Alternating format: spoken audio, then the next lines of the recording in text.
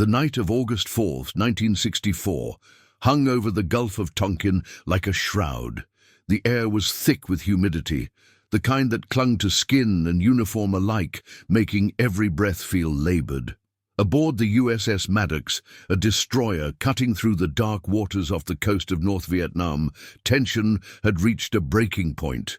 Captain John Herrick stood on the bridge, his eyes straining against the blackness that surrounded his vessel. The radar screens flickered with ghostly returns, and sonar operators reported torpedo signatures in the water. Somewhere out there, in that impenetrable darkness, the enemy was closing in, or so they believed. The crew moved with urgent precision, their training taking over as adrenaline surged through their veins. Orders were shouted across the deck. Gun crews swung their weapons toward phantom targets. The ship began evasive maneuvers, zigzagging through waters that seemed alive with invisible threats. For nearly 4 hours, the Maddox and its companion vessel, the USS Turner Joy, fired into the night, expending hundreds of rounds of ammunition at an enemy that may never have been there. 6,000 miles away, in the air-conditioned corridors of the Pentagon, phones rang with increasing urgency. Reports from the Gulf of Tonkin were arriving in fragments, each one more alarming than the last.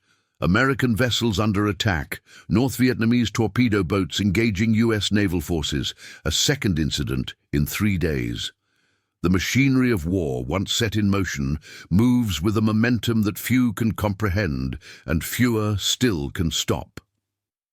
In the White House, President Lyndon Baines Johnson was preparing for what would become one of the most consequential decisions in American history. A tall Texan, with a personality that filled every room he entered, Johnson had inherited the presidency less than a year earlier, under the most tragic of circumstances. The assassination of John F. Kennedy had thrust him into a role he had long desired, but never expected to assume in such a manner. Now, with an election looming in November and the specter of communism spreading across Southeast Asia, Johnson faced a choice that would define his legacy and reshape the American experience for a generation. The reports from the Gulf of Tonkin arrived on his desk with the weight of certainty. American ships had been attacked. The enemy had drawn first blood. Something had to be done. What Johnson did not know, what the American people would not learn for years, was that the certainty upon which he based his decision was built on foundations of sand. The attack that night, the one that would justify the dramatic escalation of American involvement in Vietnam, may never have actually occurred. The radar blips and sonar contacts that sent the Maddox and Turner Joy into a frenzy of defensive fire were likely nothing more than atmospheric anomalies and the fevered imaginations of exhausted crews operating under extreme stress. But in the fog of that August night, truth became the first casualty. Captain Herrick himself would send a message hours after the engagement, expressing serious doubts about what had actually transpired. "Review of action makes many reported contacts and torpedoes fired appear doubtful," he wrote.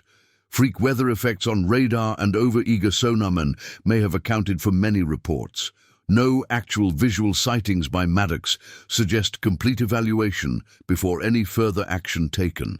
That message arrived too late, or perhaps it arrived at exactly the wrong time, when the political momentum for action had already become unstoppable. Secretary of Defense Robert McNamara, a man who prided himself on cold analysis and rational decision-making, would later acknowledge that the evidence for the August 4th attack was far from conclusive. But in that moment, in the heat of what seemed like a clear provocation, caution gave way to conviction. The city of Washington existed in a state of perpetual twilight during those summer days, the weight of decisions pressing down on everyone who walked its marble corridors. In the halls of Congress, senators and representatives gathered to hear the administration's case for action. The language was stark, the implications clear. America had been attacked, and America would respond. 3 days after the alleged incident, Congress passed the Gulf of Tonkin Resolution with near unanimous support. In the Senate, the vote was 88-2. In the House, it was 416-0. With a stroke of presidential pen, Lyndon Johnson had been granted the authority to take all necessary measures to repel armed attacks and prevent further aggression in Southeast Asia. It was not a formal declaration of war, but it functioned as one. The resolution became the legal foundation for everything that would follow, the blank check that would fund a decade of conflict and claim the lives of over 58,000 Americans and millions of Vietnamese. The irony was as bitter as it was tragic. A war that would be remembered for its deceptions and miscalculations had begun with the greatest deception of all, one that may not have been intentional, but was certainly convenient. The phantom attack in the Gulf of Tonkin gave Johnson exactly what he needed at exactly the right moment. Justification for action that could be sold to a skeptical public and a divided Congress. In the small towns and sprawling cities of America, young men who would soon receive their draft notices went about their lives unaware of how dramatically their futures had just changed. In high schools and colleges, in factories and farms, they dreamed the ordinary dreams of youth, never suspecting that a confused engagement in distant waters had set them on a collision course with history. The American war in Vietnam had many beginnings, stretching back through years of advisory missions and covert operations, but the night of August 4th, 1964, marked a point of no return. After that phantom battle in the darkness, there would be no going back. The machinery of escalation had been activated, and it would grind forward with terrible efficiency for the next decade. What happened in the Gulf of Tonkin was not simply a military engagement or a political maneuver. It was the moment when America crossed a threshold from which retreat became nearly impossible. The decisions made in those frantic hours, based on incomplete information and political necessity, would echo through the decades, shaping American foreign policy, domestic politics, and the national psyche in ways that continue to resonate today.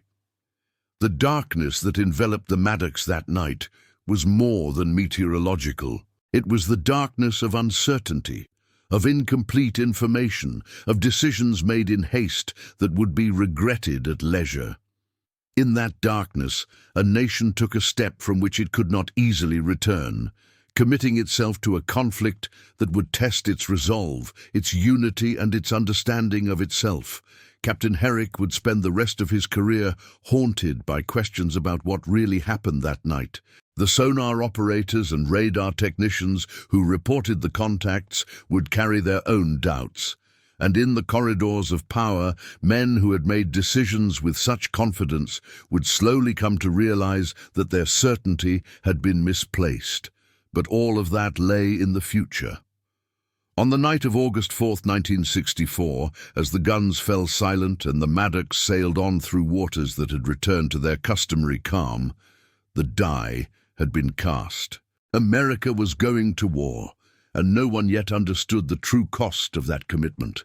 The Gulf of Tonkin stretched out beneath the stars, keeping its secrets as it had for millennia. Whatever had happened that night, whatever phantoms had danced on the radar screens and echoed through the sonar equipment, the consequences were terrifyingly real. A resolution had been passed. Authority had been granted. And half a world away, a small country that few Americans could find on a map was about to become the center of the world's attention. The miscalculation had begun, and it would drag America deeper into a war that no one knew how to win. Check if you are already subscribed to this channel. Stories like this one reveal the hidden moments that shaped history, the decisions made in darkness that changed millions of lives. Subscribe now so you never miss another episode that uncovers the truth behind the headlines. Robert Strange McNamara arrived at the Pentagon each morning before dawn, his days organized with the precision of a Swiss timepiece. The former president of Ford Motor Company had brought to the Department of Defense the same analytical rigor that had transformed the American automobile industry. He believed in data, in metrics, in the quantifiable assessment of progress. War, in his conception, could be managed like any other complex system. Inputs measured, outputs tracked, efficiency optimized. It was an approach that would prove catastrophically unsuited to the conflict in Vietnam. In the months following the Gulf of Tonkin resolution, McNamara became the primary architect of American strategy in Southeast Asia. Working with a team of analysts who shared his faith in quantitative assessment, he developed the systems that would define the war: body counts as measures of success, bombing tonnage as indicators of pressure, pacification percentages as evidence of progress. Each metric could be charted, graphed, and presented to the president with scientific precision. Each metric would prove ultimately meaningless. The problem was not with the data itself, but with the assumptions underlying its collection. McNamara and his team believed that sufficient application of American military power would inevitably break the will of North Vietnam, that Ho Chi Minh's government would eventually calculate that the costs of continuing the war exceeded its potential benefits. It was a reasonable assumption if one believed that the enemy thought in the same terms, weighed the same factors, and responded to the same pressures as American policymakers. They did not. What McNamara failed to understand, what the entire American strategic establishment failed to grasp, was that they were fighting an enemy for whom the calculus of cost and benefit operated on entirely different principles. The Vietnamese had been fighting for their independence for 1,000 years. They had defeated the Chinese, the French, the Japanese. They would fight for decades more if necessary. No amount of bombing, no body count, however impressive, would alter their fundamental commitment to national unification and the expulsion of foreign forces from their soil. In the spring of 1965, the first American combat troops waded ashore at Da Nang. They were Marines, sent officially to protect the air base from which bombing raids against North Vietnam were being launched. But their presence marked a fundamental shift in American involvement. The advisory mission that had begun under Eisenhower and expanded under Kennedy was transforming into something far larger, far more dangerous. General William Westmoreland, the commander of American forces in Vietnam, was a man of imposing presence and absolute confidence.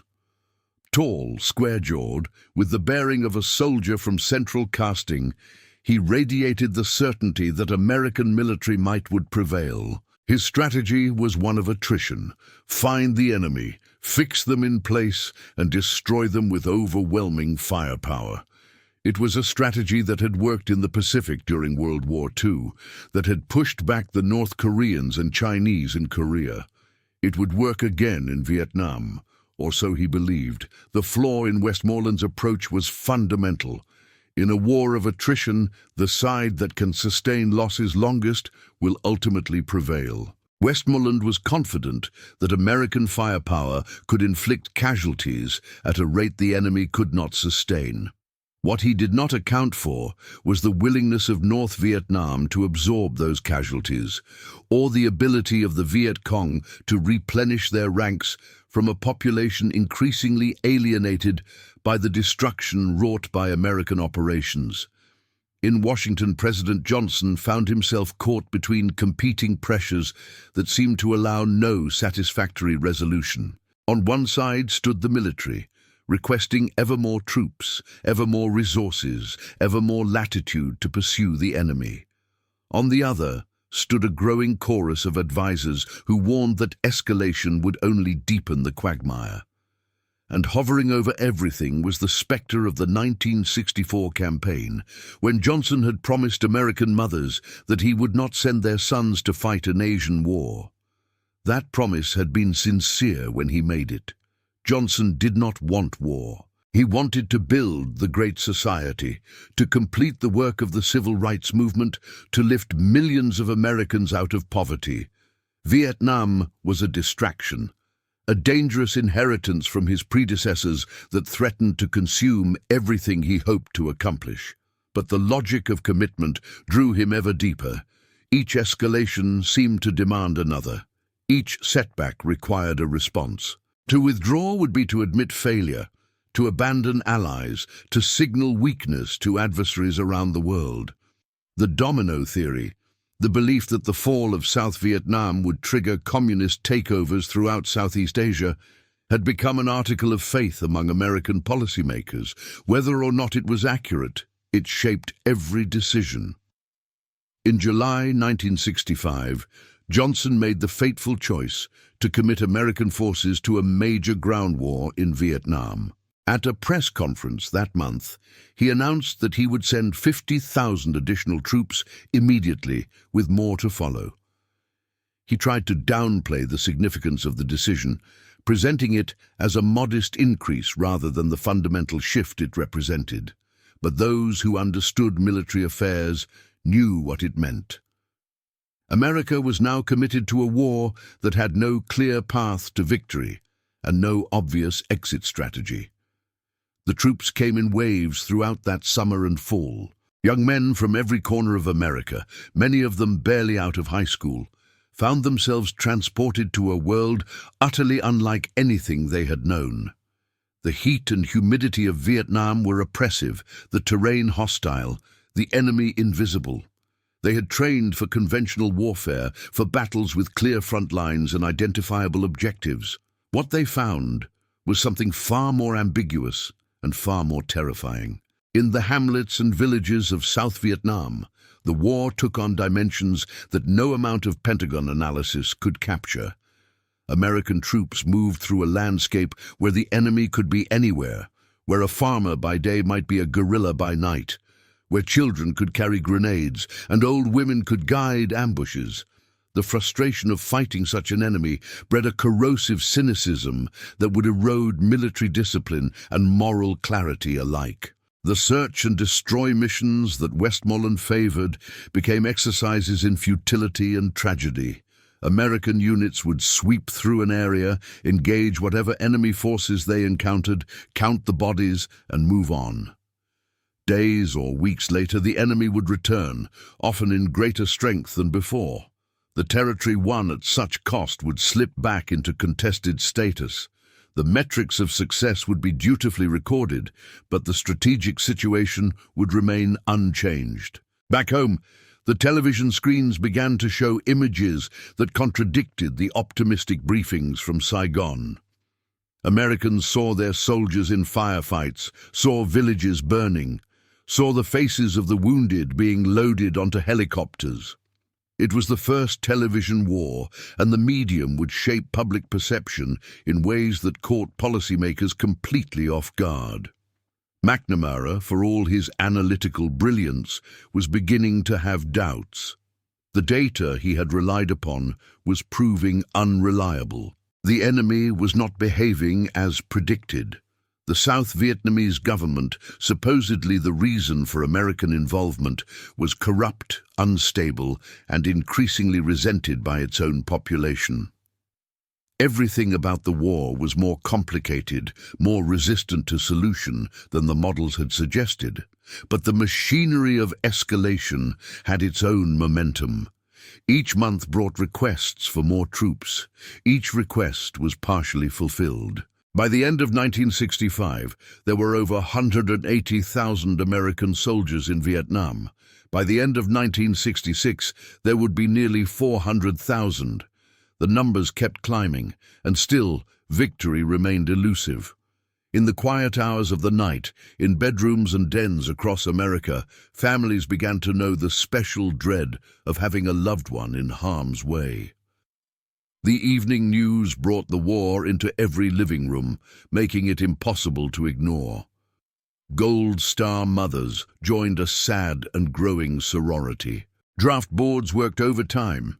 Protests began to appear on college campuses, small at first, but growing in intensity. The miscalculation that had begun in the Gulf of Tonkin was multiplying with each passing month. What had seemed like a limited commitment was becoming a defining national experience, What had been sold as a necessary stand against communist aggression was revealing itself to be something far more ambiguous and far more costly, and the worst was yet to come. The briefing room in Saigon's Military Assistance Command Vietnam headquarters was cool with air conditioning, a stark contrast to the sweltering heat outside. General Westmoreland stood before a map festooned with pins and overlays, his pointer moving across terrain features with practiced precision. The assembled journalists scribbled in their notebooks as he detailed the progress of the war effort. Body counts were up, territory was being cleared, the enemy was being degraded. Victory, while not imminent, was certainly achievable. These sessions came to be known as the 5 o'clock Follies, a name that captured the growing skepticism with which correspondents received the official narrative. The numbers presented bore little relationship to what they witnessed in the field. The optimism expressed seemed disconnected from the realities they encountered.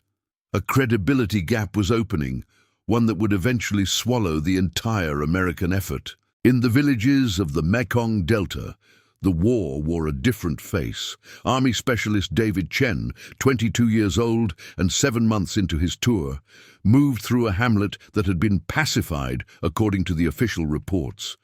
The thatch-roofed houses stood empty, their inhabitants either fled or relocated to one of the strategic hamlets that were supposed to deny the Viet Cong their base of support. Chen had grown up in San Francisco, the son of immigrants who had fled a different war in a different time. Now he found himself an occupier in someone else's homeland, and the irony was not lost on him.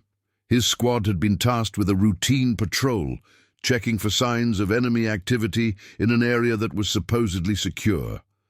But nothing was ever truly secure in Vietnam. The enemy moved like water, flowing around obstacles, seeping into gaps, appearing where least expected. Chen had learned to trust nothing and no one, a survival skill that came at terrible psychological cost. The village they entered showed signs of recent habitation despite its apparent abandonment. Cooking fires still smoldered, a chicken scratched in the dirt. Somewhere, perhaps watching from the tree line, the people who lived here were waiting for the Americans to leave so they could return to their lives. It was a pattern repeated countless times across the country, a daily reminder that military control and genuine pacification were very different things. That night, Chen wrote a letter to his parents that he would never send. In it, he tried to explain what the war felt like from the ground level, how different it was from the confident reports that appeared in the newspapers back home. He wrote about the frustration of fighting an enemy you could rarely see, the guilt of destroying villages in order to save them, the slow erosion of belief in the mission he had been sent to perform. He tore the letter up before dawn and burned the pieces. Some things could not be communicated across the distance that now separated him from everything he had known. In Washington, the pressure on President Johnson was intensifying from all directions. The military wanted more troops, more authority, more time. The growing anti-war movement wanted immediate withdrawal. Moderate voices called for negotiations, for compromise, for some path out of the quagmire that did not involve either victory or defeat. Johnson, whose political instincts had served him so well in domestic affairs, found himself paralyzed by a conflict that seemed to admit no satisfactory solution. The great society programs that had been his proudest achievements were being starved of resources as military spending consumed an ever larger share of the federal budget. The civil rights coalition that had passed landmark legislation was fragmenting over the war. Young people who had believed in the promise of American idealism were turning against a government they saw as deceptive and brutal. The social fabric that Johnson had hoped to strengthen was being torn apart by the very conflict he had hoped to limit. In Hanoi, Ho Chi Minh and his commanders watched American strategy with the patience of men who measured time in generations rather than news cycles. They understood that their enemy possessed overwhelming military superiority. They knew that in any conventional engagement, American firepower would prevail. But they also knew something that American planners seemed unable to grasp, that this was not a conventional war, and conventional metrics of success were meaningless. The North Vietnamese strategy was built on a simple but profound insight. They did not need to defeat the American military on the battlefield. They merely needed to outlast American political will. Every month that passed, every casualty that mounted, every image of destruction that appeared on American television screens brought them closer to their goal. Time was their ally, and they had plenty of it. General von Nguyen Giap, the architect of the victory over France at Dien Bien Phu, understood this calculus with crystalline clarity. He had studied American history, American politics, American culture. He knew that the United States was a democracy, that its leaders answered to an electorate, that public opinion could shift like the monsoon winds. His job was not to win battles, but to make the war so costly, so frustrating, so interminable that the American public would eventually demand withdrawal.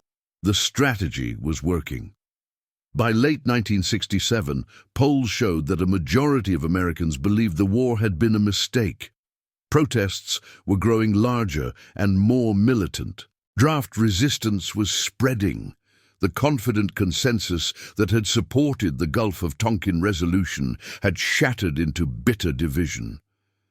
McNamara, the architect of so much of the American strategy, had become a man consumed by doubt.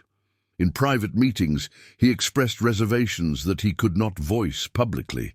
The data he had trusted was proving unreliable. The assumptions that had guided policy were collapsing. He could see no path to victory that did not involve costs far exceeding any conceivable benefit. But the machinery he had helped create ground on, impervious to his belated misgivings. In November 1967, Westmoreland returned to Washington for a public relations offensive designed to shore up flagging support. He appeared before Congress, spoke to civic groups, gave interviews to major news outlets. His message was consistent and optimistic.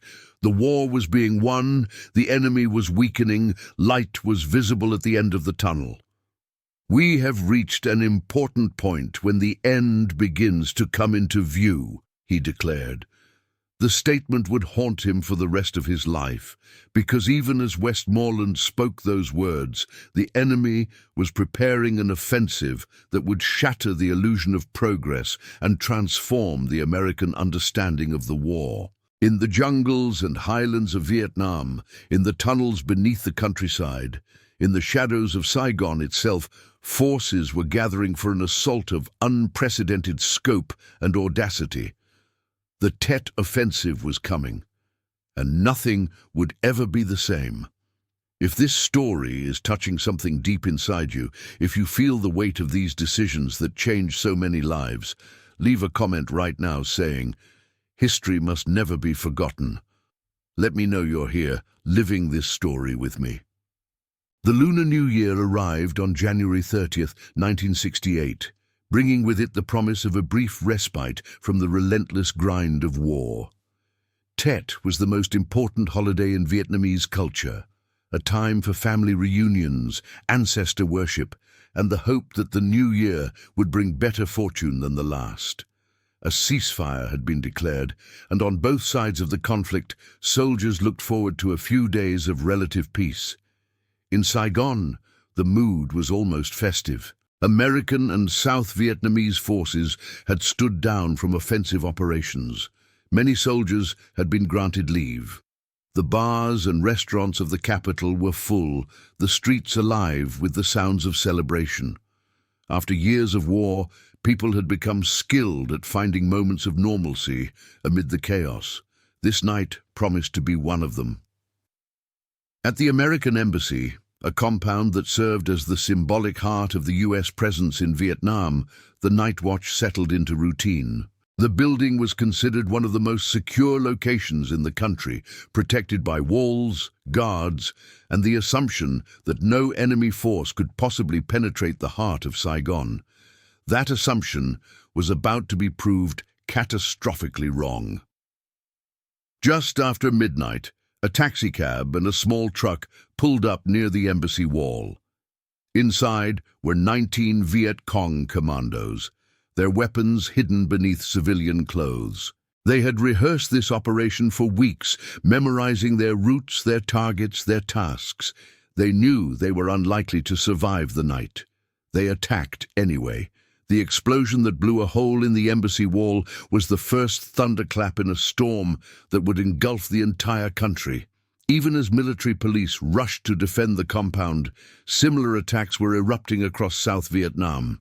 In Hue, the ancient imperial capital, North Vietnamese troops were seizing control of the citadel, beginning a battle that would last nearly a month.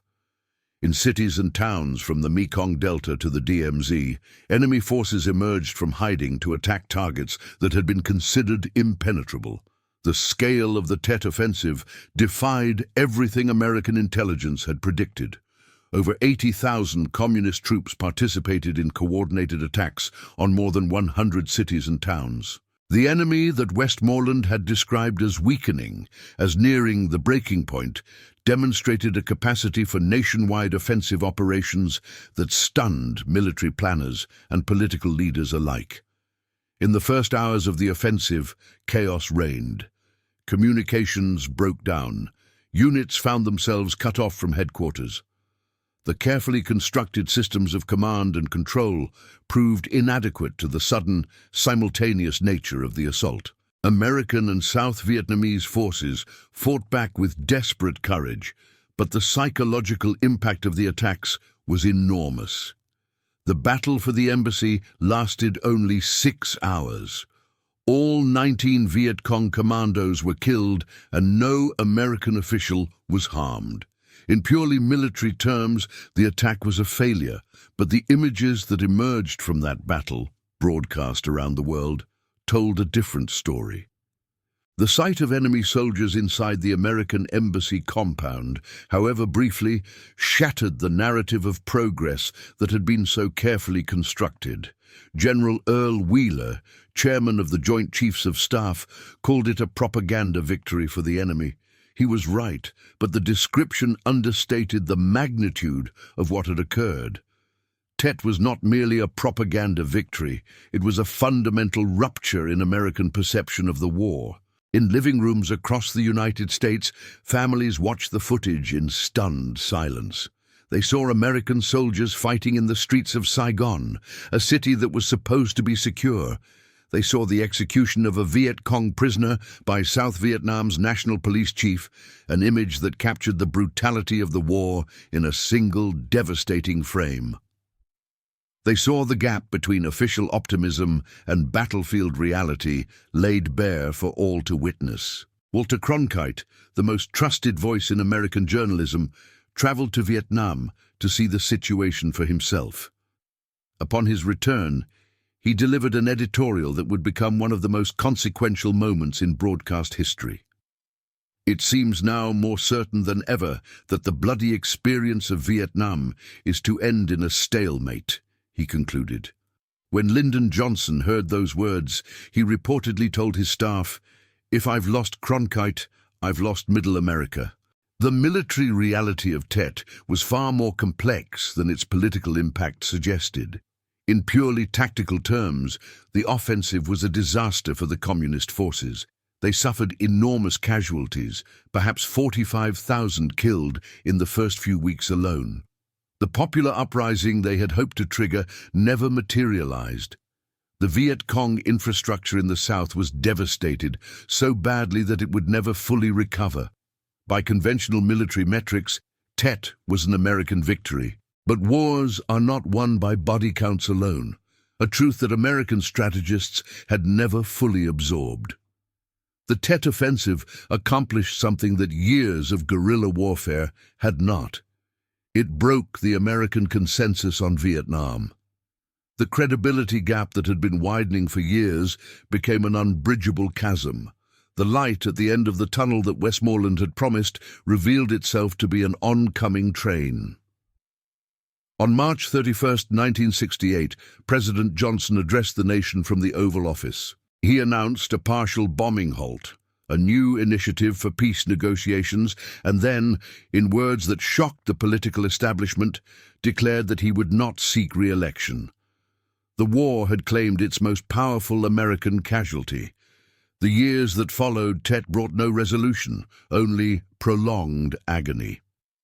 Richard Nixon won the presidency in 1968, partly on the promise of a secret plan to end the war. That plan, such as it was, involved a gradual withdrawal of American troops, combined with an intensification of the air war and an expansion of the conflict into Cambodia and Laos. It was called Vietnamization, the transfer of combat responsibility to South Vietnamese forces. In practice, it meant a slow, bloody retreat that satisfied no one.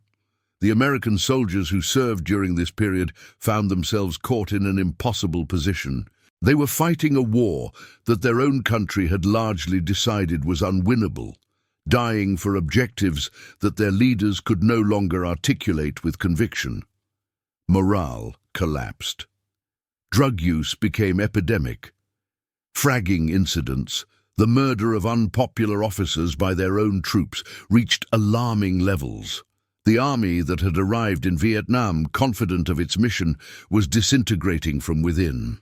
At home, the anti-war movement reached its peak. The moratorium marches of 1969 brought hundreds of thousands into the streets. The killings at Kent State in 1970, when National Guard troops fired on student protesters, shocked a nation already reeling from years of division. The Pentagon Papers, leaked by Daniel Ellsberg in 1971, revealed the systematic deception that had characterized official statements about the war from its earliest days. The negotiations in Paris dragged on for years, a diplomatic theater of the absurd where the shape of the negotiating table became a major point of contention. Henry Kissinger, Nixon's national security advisor, pursued a strategy of triangular diplomacy, playing the Soviet Union and China against each other in hopes of pressuring North Vietnam to accept terms short of complete victory. The strategy produced some results, but could not alter the fundamental reality on the ground. By 1972, the American ground presence in Vietnam had been reduced to a fraction of its peak strength. But the air war continued with devastating intensity. The Christmas bombing of December 1972, the most concentrated aerial assault in history, was meant to force final concessions from Hanoi. It succeeded only in hardening opposition to the war both abroad and at home. The Paris Peace Accords, signed in January 1973, brought American military involvement to an official end. The terms were essentially the same that had been available years earlier, before tens of thousands more had died.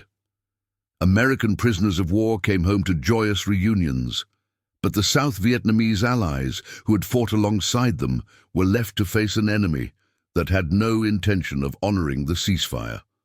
For 2 more years, South Vietnam struggled to survive. The aid that had been promised never arrived in sufficient quantities.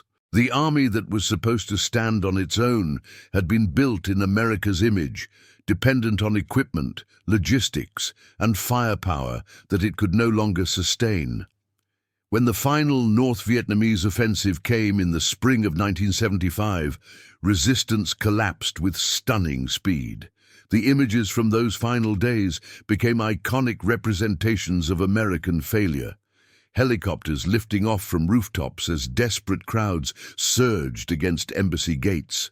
Vietnamese allies who had trusted American promises being left behind to face the consequences. The fall of Saigon on April 30th, 1975, marked the end of a 30-year struggle for Vietnamese independence and the most significant military defeat in American history. In the decades since the last helicopter lifted off from the American embassy in Saigon, the Vietnam War has remained an open wound in the American consciousness.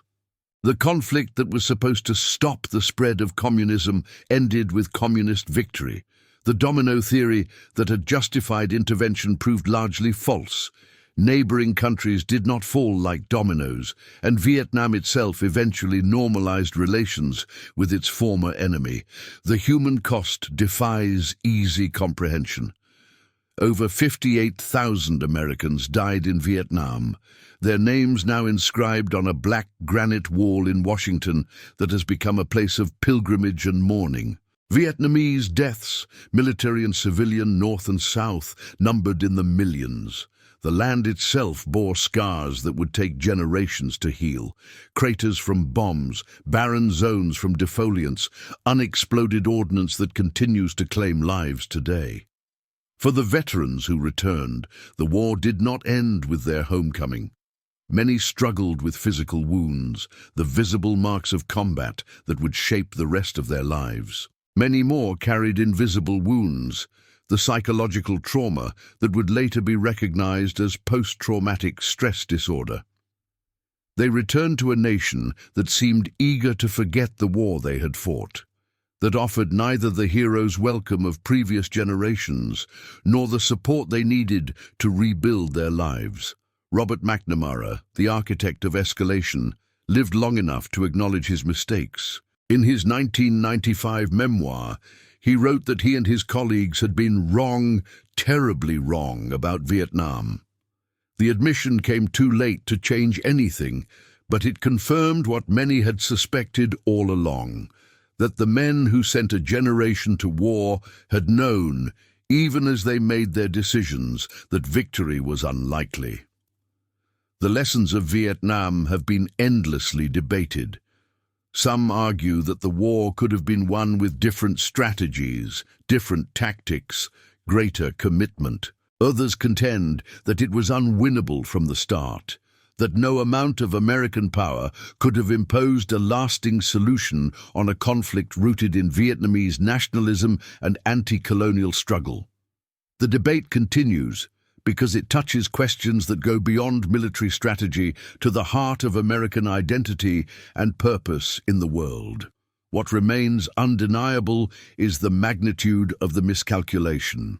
From the phantom attacks in the Gulf of Tonkin to the confident predictions of imminent victory, from the body counts that measured everything except what mattered to the credibility gaps that destroyed public trust, the Vietnam War was a cascade of errors built upon errors.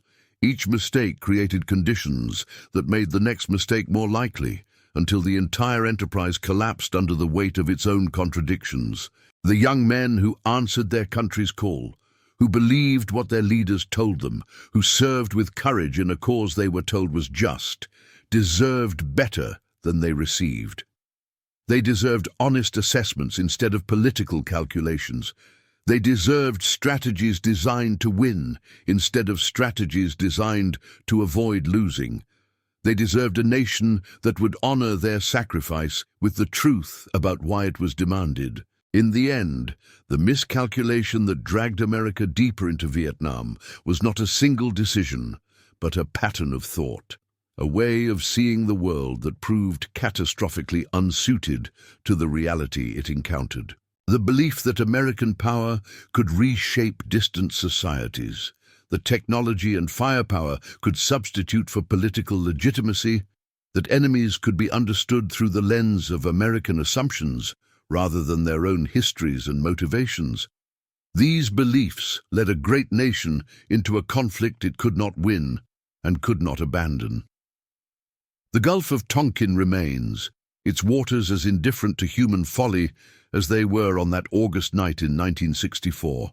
The phantom attack that may never have occurred has long since faded from memory, but the consequences of the decisions made in its wake continue to shape American foreign policy, military doctrine, and political culture. Every subsequent intervention has been viewed through the lens of Vietnam. Every president since has governed in its shadow.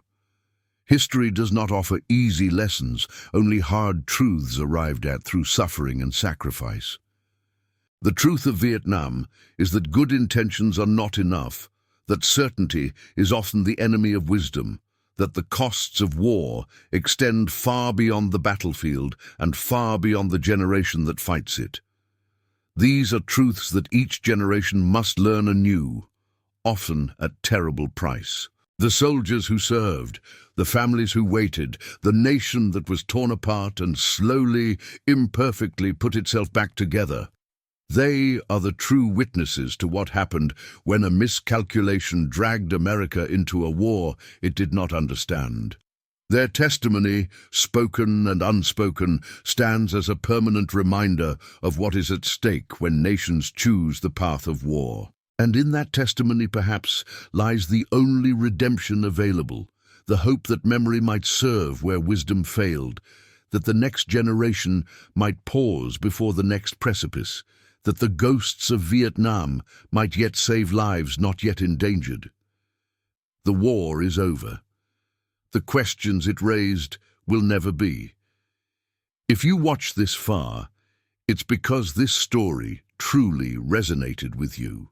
Leave a comment saying, "I watched until the end," so I can get to know you and know who really appreciates the stories on this channel. If this video moved you, hit the like button and share it with someone who needs to hear this story. History only lives if we keep telling it, and if you haven't subscribed yet, now is the time.